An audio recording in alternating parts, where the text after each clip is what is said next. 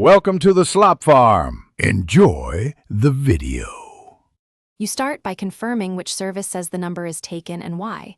The platform matters because processes differ. Once you know the provider, check linked accounts, recent porting requests, and whether the number was recycled. Make sure you have your login, recovery email, device model, and a photo ID ready. These speed verification. Now, attempt an in-app phone disassociation or account recovery flow to free the number, because many fixes begin with removing old links. Next, dig deeper.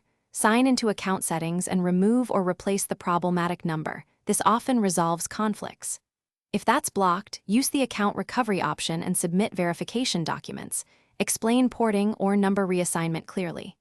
Meanwhile, contact your mobile carrier to confirm the number's status, active, ported, or suspended, because carriers can release or reassign numbers.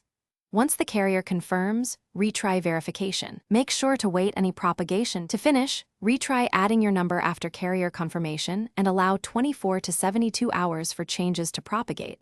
Some systems cache number ownership. If the error persists, escalate with the platform's support team, include your ticket ID, carrier confirmation, and screenshots so they can clear server-side links. If you need immediate access, use an alternate number or enable an authenticator app until resolved. If things go wrong, ask support to check server cache or account linking logs. Those are often the culprit. Thanks for watching. Consider subscribing if we helped you today.